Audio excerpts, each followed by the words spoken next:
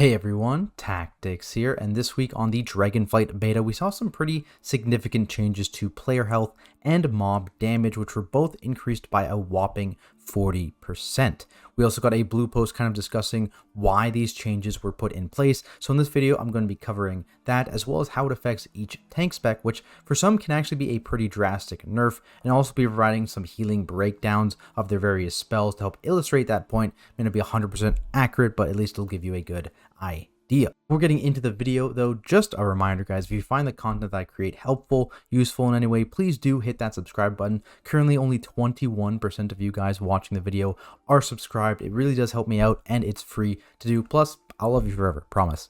With that said, let's start by going over the blue post itself, which I'll link down below for anyone that wants to read it for themselves. But essentially what it says is that they've chosen to increase both player health and mob damage by 40% at level 70, as they feel that healing in particular has been too powerful during the max level testing on the beta, and they want to avoid having to make damage intake high and spiky, as the only way to actually kill players would be with burst damage. Instead, they're implementing this change to hopefully create more satisfying gameplay that allows players to have more time to react to incoming damage and make mana management more meaningful. Now, a lot of this post seems to be targeted towards healers in particular, and not really tanks, but it does actually have some potentially unintended consequences on tanks as well, who on beta have actually been feeling very, very good across the board, and a large reason for that, at least in my opinion, has been because of their self-sufficiency. Most tank specs in the majority of situations don't need to rely on a healer to survive. Instead, whether they live or die is completely dependent on themselves, which I think is a very good thing for tanks. I think it's way more fun as a tank player myself, so I'm not exactly the biggest fan of this negative impact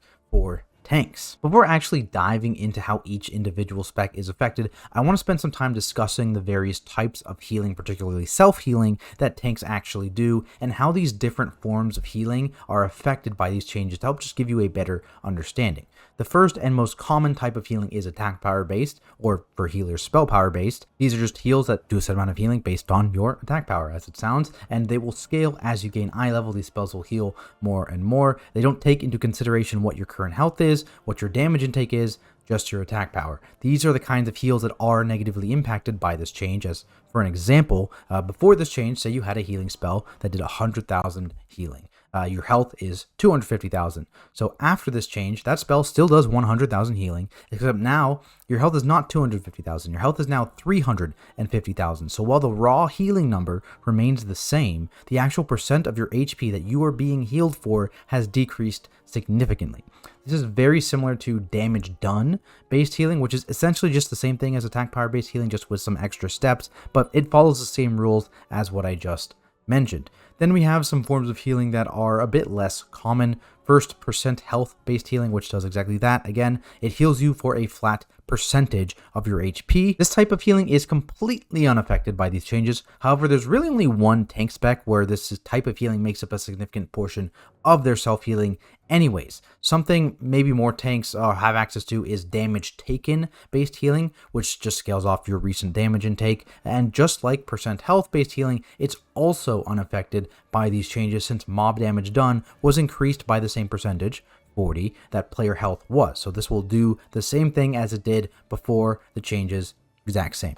Finally, the least common form of healing is based on healing received. Only a couple tank specs actually have access to this kind of self-healing, but since most healers have spell power based healing, which was negatively impacted by this week's changes, healing received healing is also going to be negatively impacted. So break it down. We have 5 types of healing. On one side, there's attack power based, damage done based, and healing received based, all of which are negatively impacted by these changes. On the other hand, there's percent health and damage taken based healing, which are unaffected by these changes. Now, the thing with all these different types of healing is that they aren't evenly distributed across tank specs, meaning some tanks are going to be significantly more affected by this change than others. So let's take a look at how each spec is being impacted, starting with the Blood Death Knight. So I'll pop up the an example healing breakdown on the screen. Again, this may not be 100% perfect or accurate, but it gives you an idea. And so the majority of their healing here is from Death Strike and from Blood Shield, both of which are scaled off your damage taken, so are unaffected by these changes. And that makes up the vast majority of Death Knight's healing. Aside from this, they have a few smaller forms of healing. They have Permafrost or Frost Shield in the breakdown here, which is based on their damage done. It's a 40% of their auto attacks amped by some of their absorb modifiers. But then they have a couple forms of percent health healing as well with Tombstone and AMS, so those are also completely unaffected. And then Will of Necropolis is of course based on your damage intake. I'm also going to mention Leech here because DKs are one of 3 tanks that have access to a significant amount of passive Leech, which is of course a damage done based healing. But overall, DKs are looking to be almost completely unaffected. A very, very small portion of their healing is damage done based, and it's not going to be a huge impact on DKs at all, basically, because almost everything is baked into Death Strike and Blood Shield in particular. For these changes, I've been saying that Blood DK is the tankiest tank for sure. I mean, there was maybe an argument for Prot Warrior in there, but I think after these changes, for sure, like Blood DK is firmly by far the most durable tank in the game currently in Dragonflight. So this is definitely a change that positively influences Blood DK because the other tanks were brought down and Blood DK was not. Moving from one of the least affected tanks to one of the most affected tanks, we have Brewmaster Monks. Looking at their breakdown, they have a ton of attack power based healing, Celestial Brew, Gift of the Ox, Expel Harm. All of them are attack power based and are going to be negatively impacted by this change. They also have Celestial Fortune on there, which is one of the only 2 abilities that are based on healing received. And again, since healers are generally being nerfed because they're mostly spell power based healing, this is also going to be taking a big nerf here as well. Pretty much the only form of healing that isn't getting a nerf here on this healing breakdown is that Gaiplin's Imperial Brew, which is based on your damage taken, right? It's based on Stagger Purified, so that is going to remain the same. But a talent that isn't actually on here that is going to be remaining the same as well, and is maybe now something you might actually think about taking, is Healing Elixir, which is the only form of percent health healing Brewmaster has access to. Previously, in a lot of cases, you were skipping it because it wasn't really worth the point down there, but potentially this change with a lot of their healing getting a hit here, a negative hit, potentially you would be taking Healing Elixir now. It definitely becomes a lot more attractive of a talent point. Next up, we have Protection Warriors. Not many on this list. A huge, massive portion of their healing is Ignore Pain, which is attack power based, based on max health. So the cap will increase here for Prot Warriors, but the actual individual amount that each Ignore Pain gives is attack power based. Now, I will say Prot Warriors had a decent amount of rage generation here to dump into Ignore Pains, not to mention their tier and one of their talent points, Brutal Vitality, all in combination, led to them kind of overlapping Ignore Pains a fair bit. So the impact is actually not going to be as large as it would appear. Thinking Ignore Pain is attack power based, but because that cap is based on max health, and because they were hitting that cap fairly often, it's not going to be that bad. And on top of that, Indomitable is percent health based, Pain and Gain is percent health based, not pictured here, Impending Victory is percent health based. So 3 heals they have available to them that do all kind of that low end healing there, moderate healing for them, are percent health based. Ignore Pain, that one drawback, but it also has a bit of a positive with it increasing the overall cap. And then, of course, Leech, alongside Blood DKs, and later on I'll mention Vengeance Demon Hunters, they have a ton of passive Leech available to them, which is damage done based. So that is being negatively impacted. But overall, I don't actually think Prot Warrior is taking too big of a hit here. It definitely hurts a bit, for sure. But because their rage generation and hasn't changed much or at all really with this change, and because they have so much access to passive Ignore Pains, it's not too bad. Our next tank, though, Protection Paladin, definitely is feeling it a little bit here. So again, a lot of attack power based healing. They've got Judgment of Light, attack power based, Word of Glory, Light of the Titans, both of which are attack power based. Bulwark of Order is damage done based, and Divine Bulwark here is really the only one that isn't. That's damage taken based, so that's the only one really not being negatively impacted by these changes. Pretty much everything else is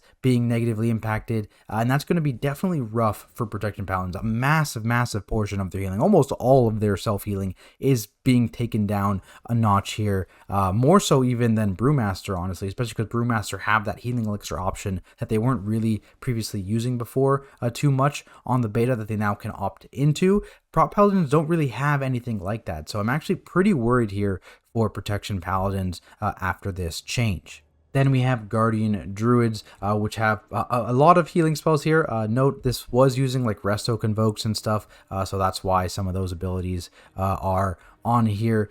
So just don't worry too much about that kind of stuff. This also was done before the buff to the healing from Guardian Druid, 4-set bonus, which was also pretty significant healing boost to that. But overall, Frenzied Regen is % health based, as is Renewal, so those make up a pretty significant portion of Guardian Druid's healing. Then you have Earth Warden here, which is damage taken, so it's a 30% damage taken from auto attacks, also unaffected. And important to note that the breakdown on Earth Warden healing varies significantly depending on the target count. So in this scenario, this is a single target fight where Earth Warden is effective. If you're looking at multi-target, something like Elun's Favored would jump up a bit, but also Earth Warden would likely jump up significantly more as well. Speaking of Elun's Favored, that is damage done based, right? That's based on your arcane damage. Nature's Guardian is the other healing received talent. Ursock's Fury here, damage done, and of course your 4-set is attack power based. All 4 of those abilities are negatively impacted by this change, but like I mentioned previously, the Bloody Healing here, which is their 4-set, has been buffed since this log was taken, so that'll be higher up even. And on top of this, actually, it was already doing a fair bit of overhealing, as was Elun's Favored in a lot of cases. And because Guardian Druid was doing so much overhealing, and they have such a large portion of their healing in forms that are unaffected, right? Frenzied Regen, Earth Warden, Renewal, completely unaffected. That's a large portion of their healing that isn't going to be affected, and a large portion of their healing that is affected was already overhealing or has been buffed since then. So I think Guardian Druids are actually also going to be in a pretty good spot after these changes. They'll probably be just fine. Last but not least, here we do have the Vengeance Demon Hunter. The big portion on top there, Consume Soul, that is damage taken healing, so unaffected. The only other unaffected healing form they have on here is Fodder to the Flame, which is % health healing. Everything else on this list is either damage done or attack power based healing, right? Soul Cleave, Frailty, the Hunt, Feldev, Leech, again, because they're again one of those 3 tanks. Prot Warrior, Blood Decay, Vengeance, that have access to a bunch of passive leech, Charred Warblades, damage done, that kind of thing. So a big portion of their healing is actually being negatively impacted, but the largest portion of their healing, which does come from consuming those souls, is damage taken based. Overall, I think they're going to be just fine from this, but I think they'll be more affected than, say, Guardian Druid. Definitely have to play around with this change in higher content to see how bad it feels, because Vengeance did rely a bit on their self-sustain. They're very tanky when played well, but a big portion of their durability is that self-sustain, which did take a hit here, unlike something like Blood Decay, where their entire tankiness is based on their self-sustain, but that didn't take a hit whatsoever. So I'm going to have to test this, but I think Vengeance is going to come out just fine after these changes, especially because their biggest form of self-healing is unaffected. So, final thoughts. What does this mean for all the tanks? Well, overall, I think Brewmaster and Protection Paladin have been negatively impacted the most. Blood Decays have virtually no impact, and Guardian, Prot Warrior, and Vengeance are kind of somewhere in between, generally leaning towards having a more minor impact on their self-sustain. We're going to have to see how this all ends up working out, but in my opinion, I do think Brewmaster and Prot Paladin need a little bit of help, whereas I think Blood Decay could probably be brought down slightly and everything would be fine. I would love to know what you guys think of this change, though. Do you think it's justified? Leave a comment down below and let me know. If you have any questions about this topic as well, feel free to drop those in the comments or come stop by my Twitch channel at Tactics and ask me there. Over there, I do things like Mythic Plus on the beta, Mythic rating, high keys on live, all from a tank perspective. So be sure to drop by and say hi. Otherwise, thank you all so much for watching, and I'll see you in the next video.